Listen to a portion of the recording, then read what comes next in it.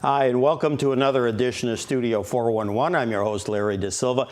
It's always nice when we have folks who either live or Connecticut natives join us with their various projects. Today we have a young actress, film maker. Actually, she is a quadruple threat, and we'll talk about that a little later as we go on.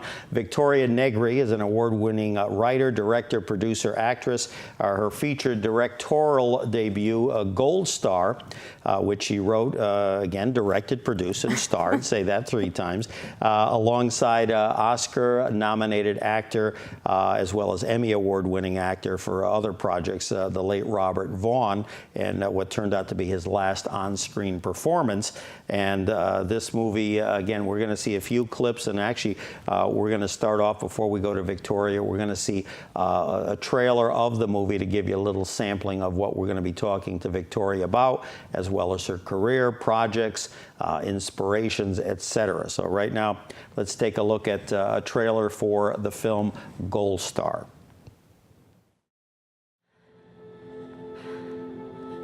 I feel like a whole phase of my life passed by without me even realizing it.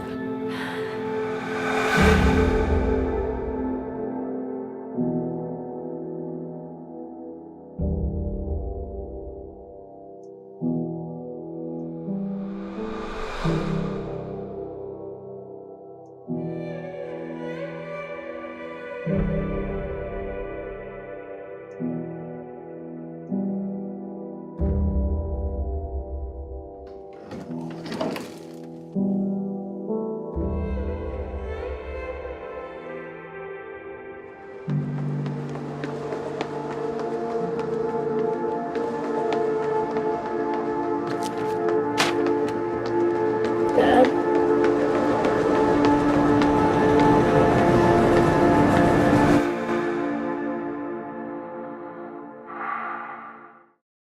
Well, we're back, and that was a pleasure to see that interesting clip. And now, to my left, we introduce filmmaker Victoria Negri. Victoria, thank you for joining us. Thanks so much, Larry. So you are a quadruple threat. Yeah. As she was saying earlier before we went on the air, sometimes changing and yelling direction. And oh my God, did that give you a megaphone so you could do that? Oh, I mean, I have a loud voice, I guess, when I need to. But yeah, wearing a lot of hats while shooting, making this film, because I acted in it. Oftentimes I was doing a wardrobe change and trying to help set up with my cinematographer in another room. But yeah, I like the excitement and the energy of doing a bunch of things at once, I guess. But I was going to say, who in recent memory, I mean, we were talking off air before about folks that are, you know, like the Hitchcocks of the world, or, you know, people, but I'm thinking you're almost kind of like a Woody Allen, where in his younger days, you know, would write, direct, and then, you know, I guess in some cases co-produce, but to do all 4, that's not done very often these days. Yeah, and I think for a first feature too, a lot of the times you inevitably end up doing a lot of producing, just because no one's going to be wanting to make this movie as much as you do. Right. So you're the one that's going at it, helping get the money. I do have other producers who are wonderful, but you know, I really worked with them, and I learned so much making this first film producing that I'm really excited to use that going forward, that knowledge, not only for my next film, but helping out other filmmakers get their films seen. Now tell me, the title Gold Star. Now I thought of 2 things. I said, well, it's either a gold star because someone does something, so rather than give them a trophy, we give them a little gold star. There it is. Or no, or I thought, because I know your late dad, who is at least in spirit, figures prominently in the story, because it is semi-autobiographical, although not 100%. I mean, it takes some leeway. Was a World War II vet and stuff, so I thought, okay, maybe it has to do with like a medal or a commendation he got, so I didn't know. So where does the title of the movie, where did that come from? Yeah, so it's the first one. It's a lot of themes in the film are trying to be this perfect kid for your parents, and you realize when you reach a certain age that perfection doesn't exist. You're never going to, once you grow up, you don't get a gold star sticker on life. No one's going to say, you're great, and here's your sticker. If you do a good job on this show, we'll give you a gold star in the green room. Oh, good. Okay, good. Perfect. I will happily accept. There you go. And actually, while we're talking about that, there's your late dad, Carmine, correct? Carmine, yeah. And now, I had a chance to meet your lovely mom, Dee. Yeah. Obviously, tell me a little bit about that, because again, the relationship figures not only what direction you went as a human being, as an adult, but also, in terms of the different aspects. Obviously, he was a considerably older person when he met your mom. I think I even saw a photo that I have to assume was taken 20, 30 years ago, and I saw your daddy look kind of like he did later on here, and My dad was just timeless. Yeah, and I saw your mom, and I thought, wow. I said, yeah, she looks like she's like 30 years old. Yeah, shoot. So there was a 37-year age difference between them, which didn't seem unusual to me when I was growing up until my father started coming into school. And I remember a few times he would come in and speak about being a World War II veteran. I was going to ask, I saw a clip, I don't know if we have it here, but where it was I don't know if it was when he had passed, but anyway, it was a triangular thing with a flag in it. After he passed away, and he was a gunnery person. You did research. Oh, absolutely, yeah. I almost know a social. That's amazing. But that to me was amazing, because I look at you and I think, my God, I said her dad was like he was 63 when I was born. He's like Billy Joel. He's crazy. Yeah, I mean, Billy will be 90 when the kid's in college. I argued just as talented as Billy. My dad was my piano teacher from when I was born, and I'm really lucky because artists raised me. My mom is an art teacher, my father was an art teacher, a piano teacher. He painted. There's a lot of shots in the film. You see his paintings all over the house. So I was really lucky to just be encouraged by two parents that are artists, and despite the huge age difference and it being very strange upbringing in many ways because of that. It was very normal in other ways, like being lucky to have two people that really encouraged me and my siblings to go after what we really want to do. Now, again, I have to make sure that I look at you for guidance here, because I did my research, yes, but then at some point I'm like, well, which is the movie and which is real life? Because I'm like, okay, well, forced to play piano at an early age by her father. And I'm like, that's in the movie, but that's in real life, too. Yeah. And is there a clip? It was either just an outro trailer. I don't know if it was included in the movie. That's actually a trailer of you and your dad. Right. You're up on a stage. Kickstarter. Yeah. But that is in the movie. I snuck that into the movie. There's a scene where I walk into the room. My character walks into the room where Robert is, and the actress who plays my mom, Catherine Curtin. And she says, we were just watching family videos, and she shuts the TV off, and you briefly see a moment of me playing piano as I think I was 8 or 9, and my father standing next to me by the piano. So I managed to sneak some really, some stuff of my dad directly into the film, which was fun. That's got to be, I don't know if that might be up there with having a parent teach you how to drive. Yeah, know. I mean, learning how I essentially was forced, because as a 3 or 4-year-old, you can't really say no. You do whatever your parents tell you to do. So I grew up strictly playing classical music from a very young age, and I didn't really love it all that much. The only thing I really liked about it was how I liked how good I knew I was good at it, and that brought a lot of confidence to whatever I was doing. But I got away from it and I stopped doing it for a while. I was interested in a lot of other things, like playing soccer and acting and so many different things that piano couldn't be my focus. Now, did you act like in junior high or high school plays? Yeah, I really got into it in high school, and I started taking classes in New York for acting once I got really intense in singing. And now you grew up in New Haven County area. Yeah, in Orange. Okay, in Orange, okay. So that a little bit. It's a quick train ride. I was going to say, a little. I grew up minutes. in Fairfield County. It's a little more than a little, but I get where you're coming from. Yeah. It's not that bad. No, but, not bad at all. But again, just amazing stuff here. Now, you have brothers and sisters, correct? Yeah, so my family's really, you look at my family tree and it's all over the place because my father had a previous marriage to my mom. His first wife passed away.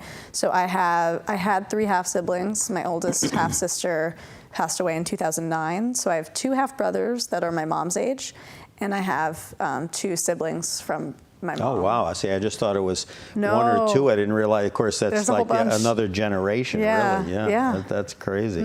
Holy cow. Now, when you were, let's say, that young girl playing at the piano, at that point, besides maybe thinking, maybe I'd be a musician, I mean, what were you thinking? Okay, what do I want to do with my life? I mean, or did you even think that? I really wanted to be an actress. Yeah.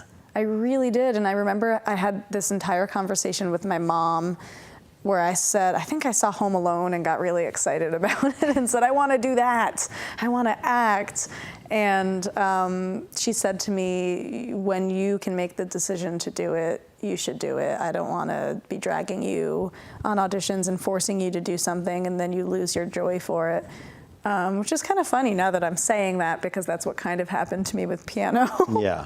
There you go. But yeah, coming to acting later when I could get on the train and go to New York on my own, where I had to make the effort to commit to doing it because it's such a difficult life. I mean, any kind of artist, it's a rough road to commit to. Well, that's one of the things I want to talk about because I find it amazing. I mean, obviously there's a whole story here, and we'll talk about some of the plot issues here or plot lines, I should say. Hopefully not. No. It should, I know meaning within the movie. Obviously the illness and all that other good stuff, and of course how in goodness name you landed Robert Vaughn as well as of course the woman that played your mom. Pinching myself. I mean that's. But I guess, tell me about how this project came together. I mean, where does one, before the internet, how would one like yourself, did you ever think about how would you go to finance a movie? Before Kickstarter and all these other social Similarly, sites. actually, I mean, other than the Kickstarter, a lot of the work that I did was in-person things or hopping on the phone with people, having a lot of coffee meetings, talking about the film with people, asking people advice that have done it before, and then just nonstop trying to, because face-to-face is always so much better. If you're trying to email somebody and get somebody to invest in your film, it's not as powerful. So it's how do you get in front of these people? How do you get them to even take a meeting with you? That's the whole thing, yeah. So it's figuring out what's going to get them to care about your film. I mean, I go back to somebody, you may not know the gentleman, he's an actor, filmmaker, although I don't know that he's been active lately, a guy named Robert Townsend, African-American gentleman. And I remember reading an article, he financed one of his first movies basically on an American Express card. A lot of people do that. So, I mean, I don't even... That's terrifying to me. I have some friends that burn through some credit cards to make films, and luckily I didn't have to do that. I can go on with my life and not have to dig out of a hole of debt. But so now, how did you come about with your? And by all means, mention them by name because again, I don't have all their names in front of me. Some of your producers, co-producers. I know it's mainly made up of several females. So I was really lucky. You guys, from clips I've seen, you guys all seem to be like one really cohesive unit, which is critical, and especially in any production. Not to mention a more of a low-budget independent project. Yeah. But so how did you guys kind of hook up? I mean, did you say, oh, I want you, and you, and everybody just follow me? No, it was not like that. Yeah. So we, it was a slow process. It was through talking about the film and saying, who do you know? To other friends that have made films, who do you know that would be interested in this script and is looking to produce projects, and then just following up on those and meeting with people.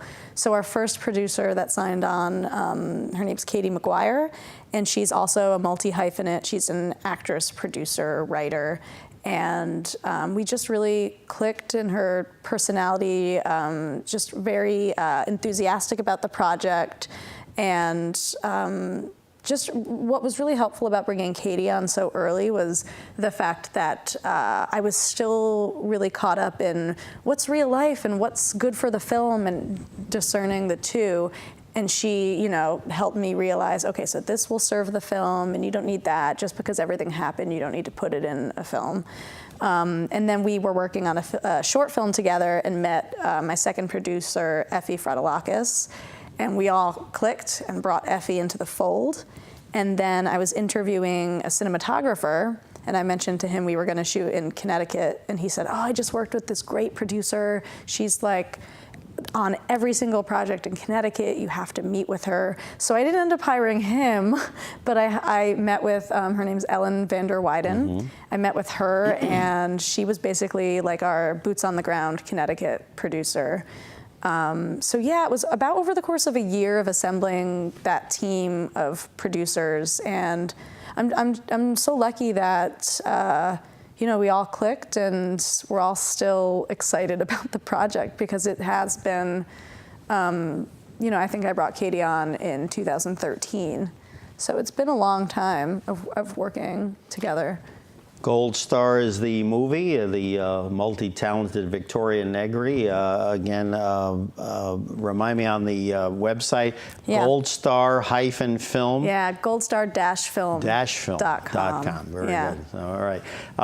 Now, the seeds of the movie that became Gold Star actually, I read, turned out or began many years before you and your dad had done a road trip movie, and that's kind of like what started, you know, planted the seed in this? Right. So right after I graduated college, I'd always been writing and trying to think of something I wanted to make, and I always knew I wanted to write something about my father because it's such a strange, you know, big age difference. What can I write about a young woman with an elderly father?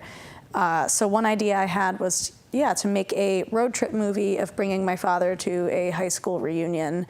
And I wasn't really that excited about it. It was more of a writing exercise.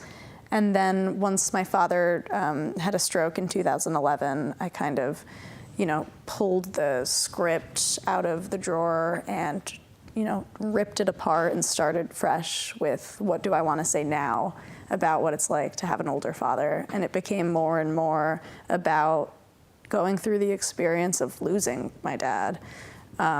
So yeah, it's been a long journey of figuring out what exactly I wanted to say. I have to ask, and I'm probably dead wrong, but since you said so much of this was filmed in Connecticut, is that Silver Sands Beach? It is. So look at that. Amazing. I love it when Connecticut people watch the film. Well, it's unique because, images. you know, they always have this thing. Of course, my luck, I'll be stuck on the other side with no cell phone. When it's low tide, they claim that you can walk, but you better you can get stuck. Yeah, exactly. So In when the I do summer, that, they I'll call send- you since you live in Orange, and then you'll I'll say, be right there. You better say, fool, get back over here now. There's some places in Europe that are like that too. They go to walk to a castle, I forget what country, cool. and when it's low tide, but if when high tide comes in, you better get a rowboat because you're not that's much more distracting because it's a castle. So I'm sure people, as great as, I think it's called St. Charles Island, as great as that island is, there's no castle on it. So once you're there, it's, you know, it's fine. You turn around and come back. It's probably better than that one in Norwalk, the one they say that's like radioactive or whatever. I forget, some lab was there for many years. I don't know anything about that. I digress. That'll be our next movie. I was just going to say, you're giving me ideas. Yeah, it'll be Silkwood 2. There you go. Here's a photo, of course, advertising the film, some of the many accolades and film festivals that it's been there. Filmed by Victoria Negri, the great Robert Vaughn. As I was telling some of our younger crew members, of course, Robert Vaughn, you know, Academy-nominated actor. Which I'll be honest with you, I'm not familiar with the film. It was the Young Philadelphians. It's amazing. 1959, somewhere in there. He's in the supporting role opposite Paul Newman, and in my opinion, outacts him. Yeah. And I said that to Robert. I was like, "You're amazing in this film." And then from there, I think he went to the Magnificent Seven, right? Yeah, the Western. I think I think that was right before Magnificent Seven. With Steve McQueen, Yul Brynner, Horst Buchholz. I'm forgetting, the other 7 or 8 that are in this there's movie. 7 of them. Yeah, and again, just to get it out so I don't forget, again, starring Robert Vaughn in his last film production before his passing in 2016. Now, when did he complete filming on this? Was it in the spring or summer of that year? We actually shot in 2014. Okay. Editing took a while. When you're working low budget film, you can only get time, money, or quality. So I didn't have a ton of money, so I had to sacrifice, and I wanted quality. So I had to be more patient with, not abusing my editor's time. Sure.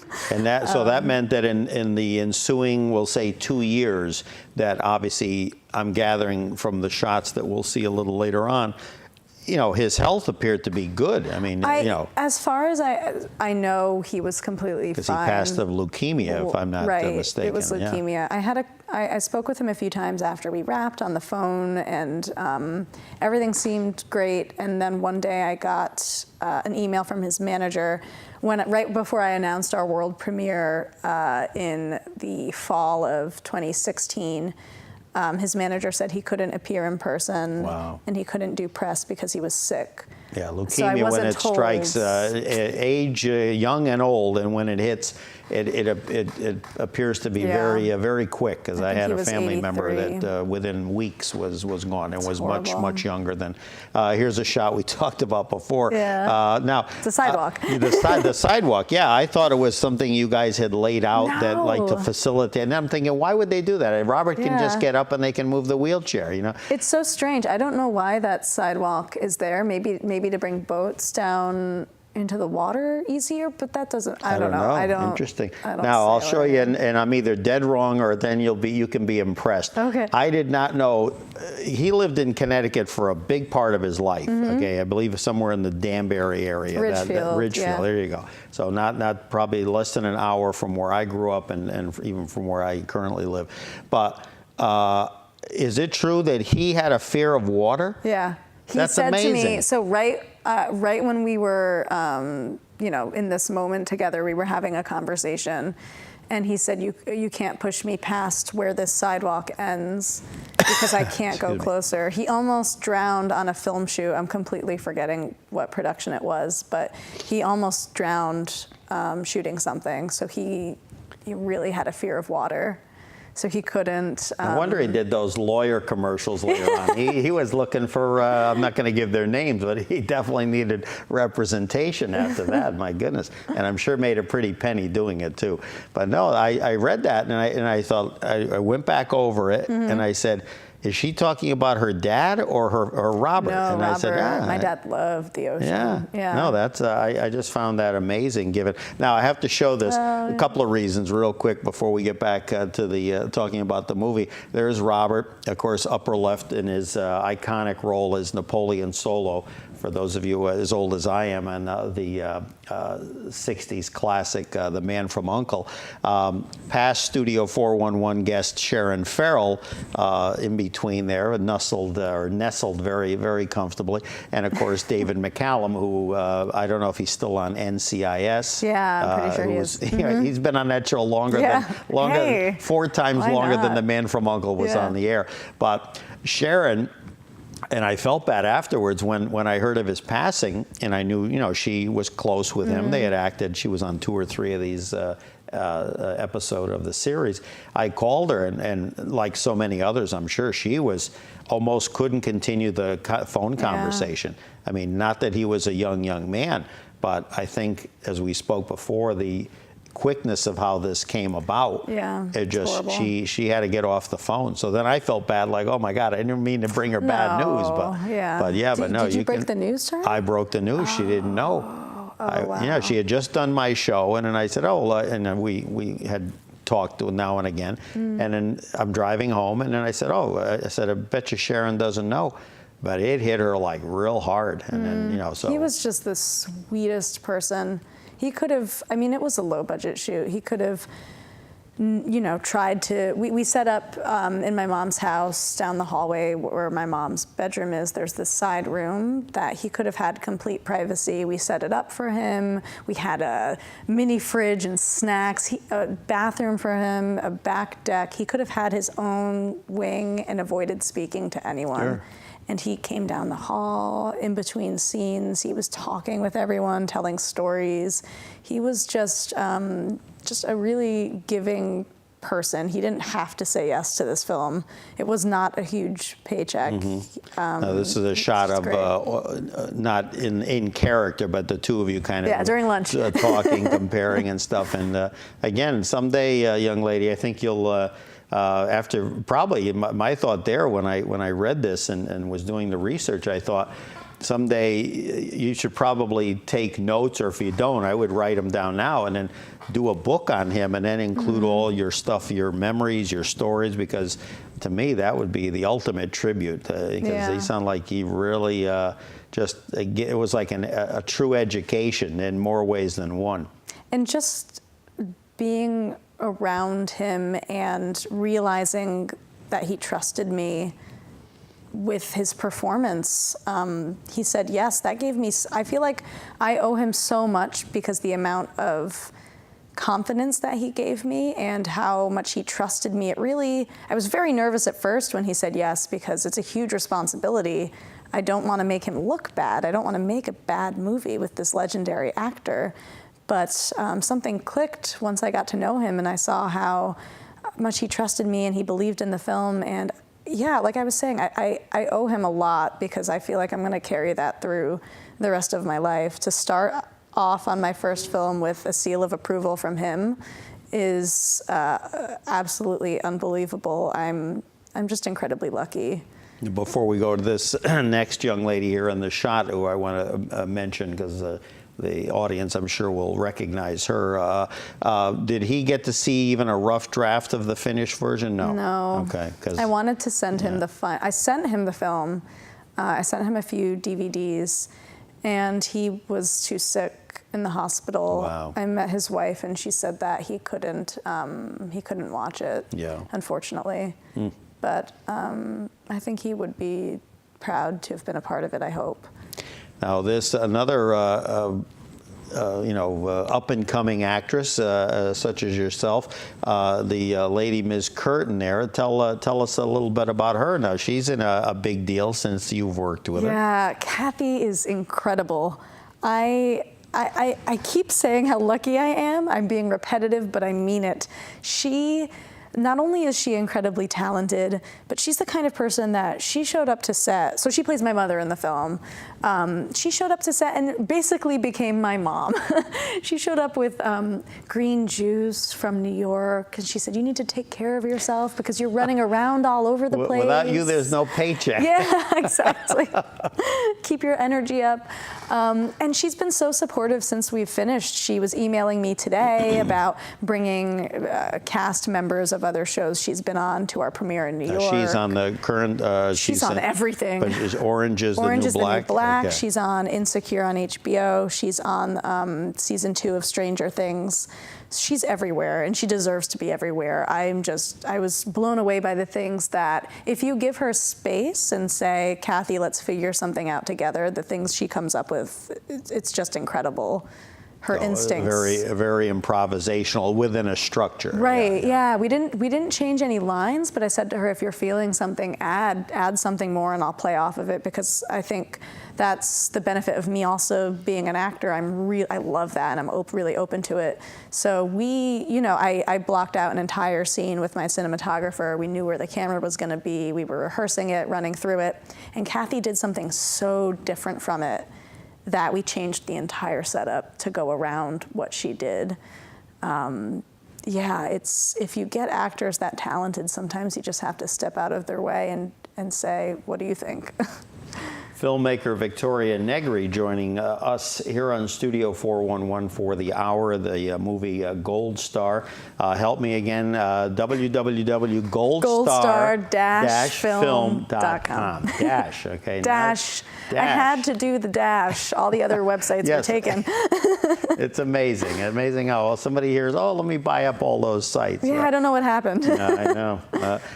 Must have been all those good students that teachers are giving those.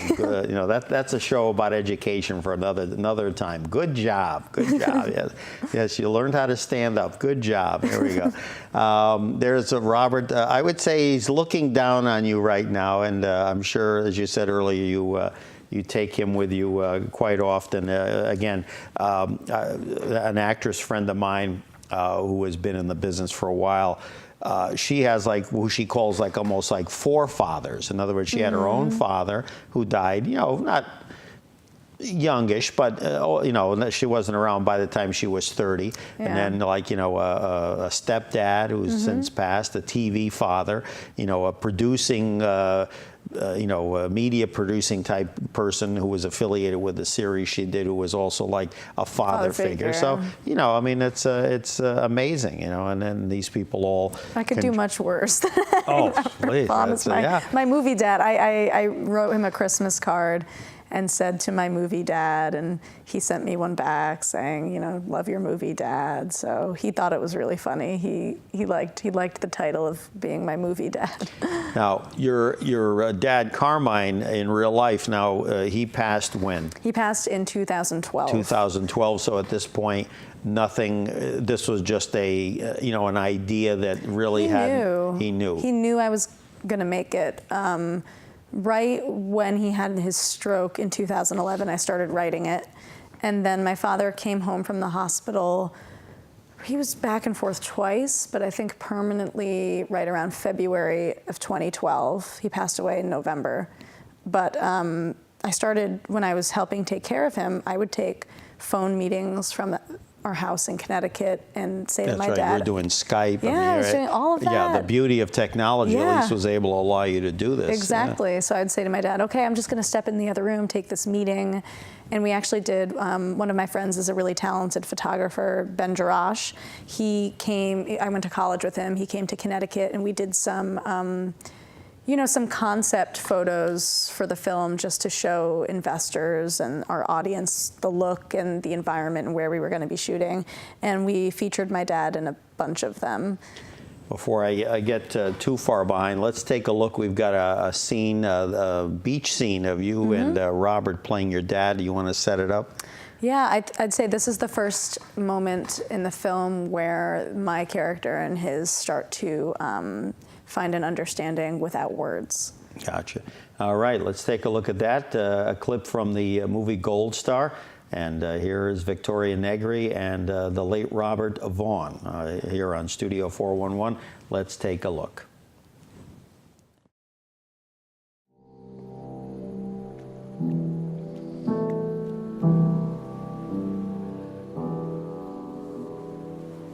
Am I a huge disappointment?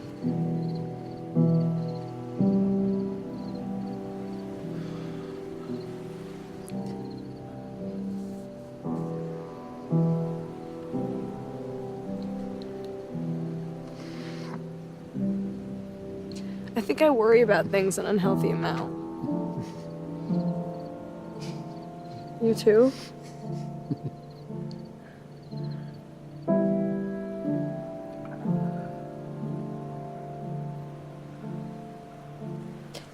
Do you want me to get the board out of the car?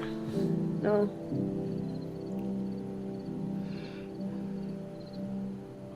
Are you okay?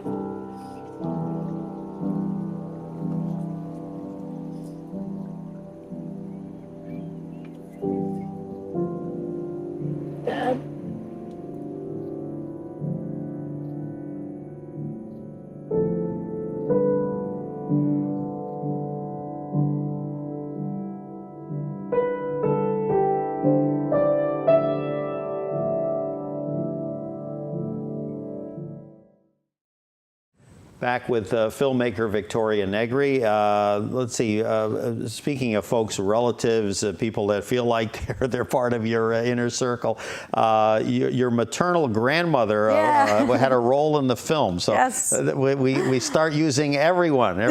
You have to. Extras, yes. No, my grandmother is fantastic. My character in the film, she works this job in a gym, an overnight shift, and there's only a couple of people in the gym, and she kind of gets to know them. And my grandmother plays one of the regulars in the gym. And I knew she would be good because she's so confident and funny, and she's so charismatic. So I knew that she wouldn't be freaked out being on camera, because some people kind of shut down right when you put a camera on them, and they lose all their personality and what makes them interesting. So yeah, it was really fun. That shooting day, actually, we shot at Anytime Fitness in Orange, and it was an insane schedule that day. But being with my grandma, it was fun. It made it go by much faster because her attitude, and yeah, she was a pro. We're looking at another shot again from one of the several beach scenes that again you'll see photographed here on the program. The beret was your dad's actual beret. Now, yeah. When did he have it as a youth, as a young adult? In other words, how old was the beret? I think. Was it from his years before or after the war? Or? Ever since I was a kid, my dad always had that beret, but I think probably in the 80s or 90s he got it. Maybe, I think my mom got it for him. And then I might be wrong. Who came up with the idea to say, Robert, would you I wear? did. You did. Yeah, okay. I really wanted, as much as I could throughout the entire process of the film, to put as many real things as possible that I could just connect with. And I think it's like, from my acting background, we did a lot of exercises of having a personal object. That way you really connect to that, and you don't have to work as hard. So shooting this specific scene that you're seeing, you actually just watched it actually with Robert with the hat. I didn't have to really act. It was after already being on set with Robert for 2 weeks and him wearing my father's hat. It was this really surreal experience of feeling like I was with my dad. Before I forget, Facebook, Twitter, give all the hashtags, whatever. Yes. Tell our audience here. So I'm all over social media. Twitter at Gold Star Film. We're also at Gold Star Film on Facebook and Instagram, and hashtag Gold Star. It's all Gold Star Film. So yes, please interact. There you go. I'm very active on social media. Another freaky thing was that your dad's, we mentioned it earlier, your dad's favorite film, one of them was The Magnificent Seven. Yeah, my dad loved cowboy movies. And it was so funny because when Robert came into my house for the film, there's so many cowboy moments in the movie that were just in the script before Robert even signed on. Robert, at one point, there's a scene where I say to him, "Do you want to watch this cowboy movie?" And he nods, and then after the scene, Robert looked at me and he's like, "Where's Magnificent Seven? Yeah. Where's your copy of Magnificent Seven?" There you But go. there were just so many strange serendipitous layers to this film that I don't know. I don't know what I believe in, fate and the stars aligning, but I could be wrong, but I seem to recall, and you'll call me sometime and say, you were wrong or you were right. I challenge you to look. I think Robert was in an episode of Bonanza.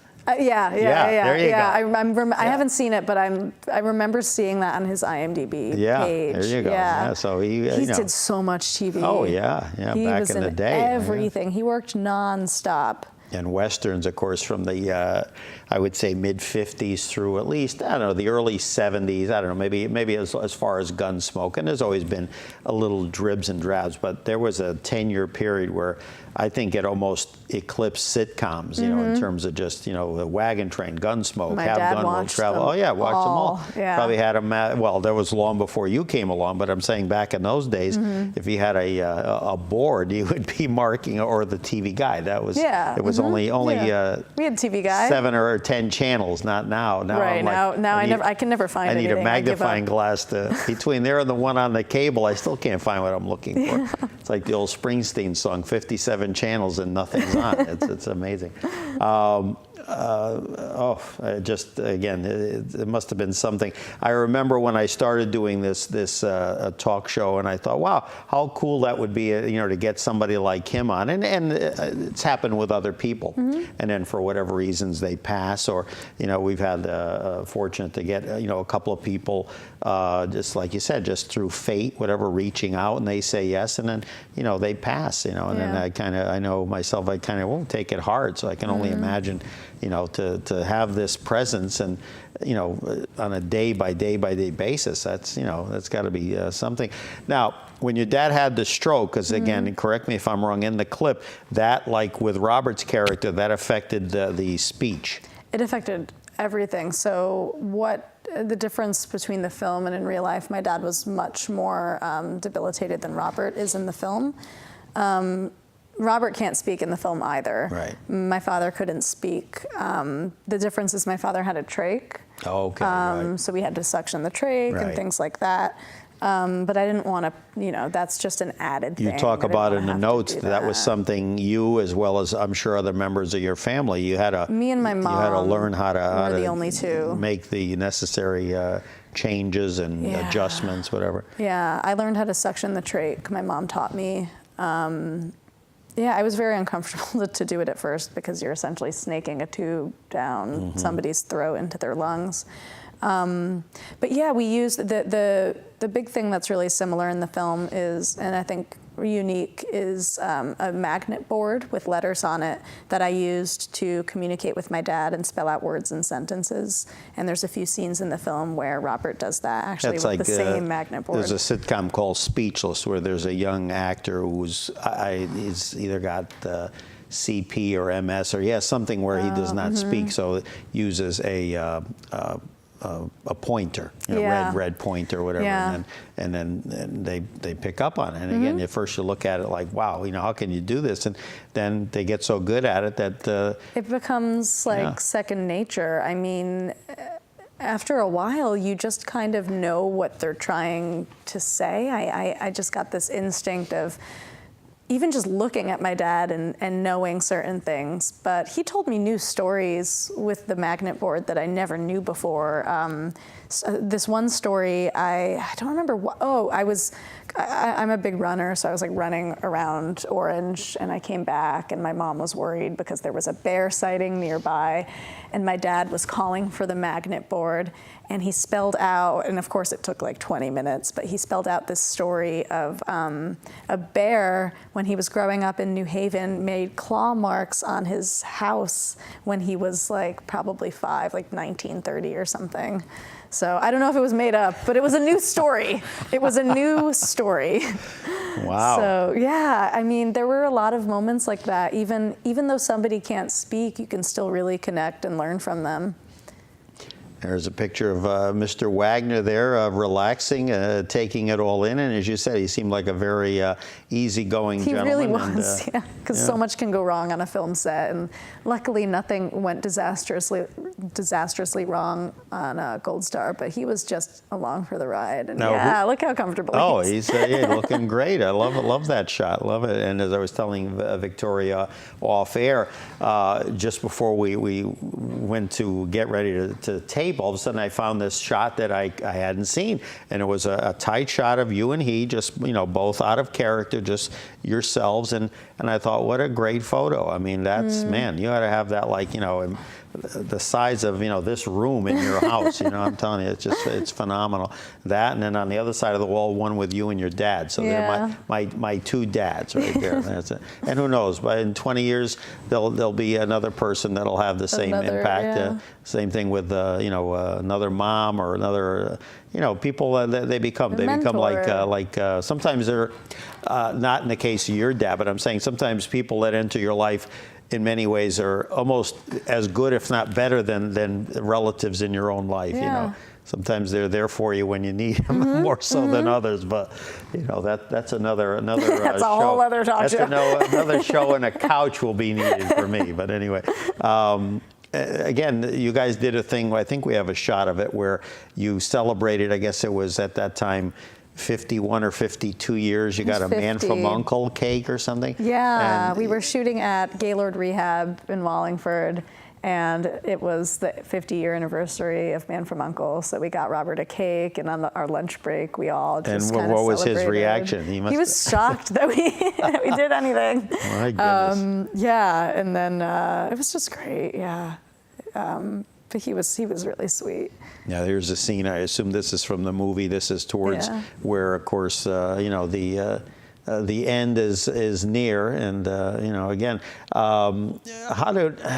obviously you wrote it and you directed it, but filming this scene or even watching it later in post-production or the dailies, again, that's got to totally bring flashbacks to your own experience with your real dad. Yeah, it's been a really strange process because I think about the film in many different ways throughout. I've had to watch it strictly as a film and have to separate myself from any kind of emotional attachment because it's so difficult to make notes in the edit to serve the film if I'm emotionally distracted at all.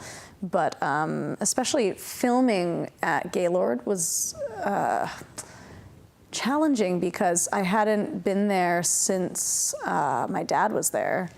So all of a sudden, all of these sense memories were coming back that I forgot about, like smells, the sounds of hospital equipment that I forgot what those beeping sounds were. And all of a sudden, we're about to call action and start a scene, and an alarm goes off, and it triggers a memory. Things like that were happening, and I tried to just accept it and use it for what I was acting in. It's like a movie I saw one time where in the film the person, not the one who had suffered the loss, found a cigar in a glove box. And they lit it, the male lit it thinking, oh, wow, what a great cigar. And then the person who had been their husband in the film had a very, very upsetting reaction. Because why? Because that smell of that cigar just, totally blew her away. Guard, because that was just tied into that one person. Or like you said, it could be a doorbell, could be, this, that, and the other. And you forget about it until it happens again, and then it's like it's all this totally rush. beyond subconscious. So it just shows how many layers of the brain, in my opinion. These unknown things that we don't. Oh, these are it's the storage. It's like one time an episode of MASH I saw where there was in the storyline. The person had been through an incident in the water, kind of like what Robert went through in real life, and all of a sudden it caused. I think it was a Roger Corman film. Oh, really? Yeah, I think it was. Roger Corman, my goodness. Yeah, I think it was a Roger Corman film. It must have been early Robert, because I don't know, when would he have done? He did a few Roger Corman films. Really? Yeah. After 1960? He got injured on all of them, I think. I think it was a Roger Corman film. So anyway, I'm sorry for interrupting. Okay. It just popped into my head. The thing with the MASH episode was where then the person started having these severe reactions, like almost violent attacks, and then the psychiatrist comes in, and it turns out that it's all because of suppressed hostilities or it doesn't have to be hostile or whatever, just there's things that you never lose. You think you don't even think about it. Your body reacts to it. And it could be good stuff like a memory, saying, oh, I remember 40 years ago or 30 years or 15 years ago going somewhere. But no, these are like ones that really shake you to the core a little bit. Yeah. And how's your mom been through this whole process now? My mom does she do like a Hitchcockian cameo where she walks through? No. Dee doesn't get a shot in this? No, okay. My mom is just one of those behind-the-scenes champions. This movie would never, ever have happened if my mom wasn't the most supportive, understanding human on the planet. To lose your husband, have your daughter say, I'm making a film about this, please save the hospital equipment in the house for when I shoot the film, and pull it back out in a year. It was hard for me to see, but it was my choice to go through that and put myself through that. But for my mom to go along for the ride, and honestly my brother too, who lived at home at the time when we were shooting, I keep saying how lucky I am. this movie would not have happened if my mom wasn't just so supportive and loving. On that note, let's take another view at another clip from the movie Gold Star, directed, starring, co-starring, produced. Too many words to say with Victoria Negri. We're going to watch a scene, couch to wheelchair. I guess had you use every back muscle and leg muscle you ever had. Right. So we'll come back and talk about that. Let's take a look at this. Okay, you're there.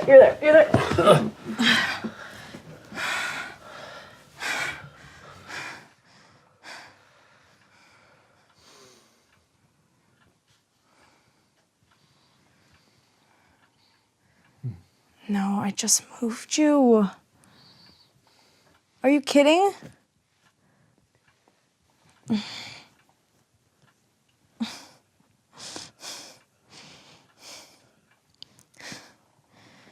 Okay. This is the last time I'm moving you.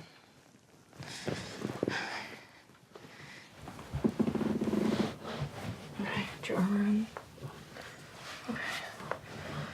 All right. 1, 2, 3. Come on. Okay.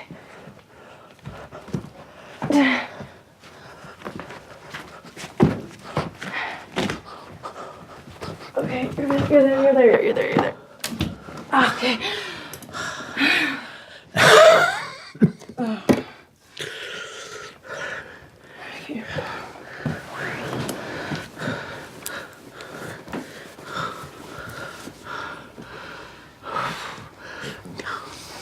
I'll be right back.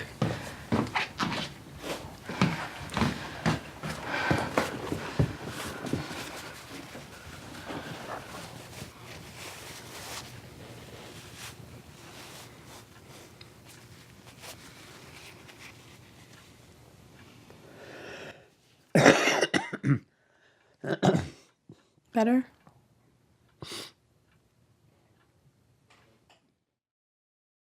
Well, that was some clip. I remember watching it, saying, "Boy, I mean, he really made sure that it was total dead weight."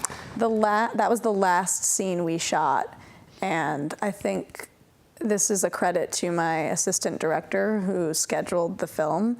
To put that scene last was really smart because shooting that involves a lot of trust. And Robert really, I said to him, look, really make this hard on me. I want to have to actually do this as close to you not being able to physically stand at all as possible. And he did. We had to take a break for like 15 minutes because I thought I was going to drop him. It was scary. No jogging that night, No, I can tell you that. I was so...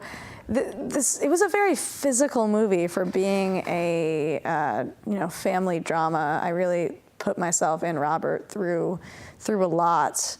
But yeah, this scene for me is really the core of the film. It's about characters who are kind of living in between life and death and feeling like you're in this purgatory. So to move from one place to the other and never really be fit or be comfortable really goes to those themes. So I really love this scene, for those reasons. Putting you on the spot. Yeah. This is your dad. Look into his eyes. What would you tell him about the finished product? Oh God. I'd tell him that it's better than I could have ever dreamed. Really. Yeah. It's just really crazy and surreal. Yeah.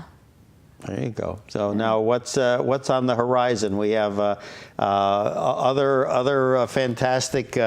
Also, there's a gentleman. Help me with his last name. Jacob. Jacob Heimer. Heimer. He's now on the touring Carole King. He's touring on the Carole King beautiful Broadway show across the country. So unfortunately, he's missing our theatrical run in New York. Wow. He's incredible. He walked into the audition room. He was the second person to audition.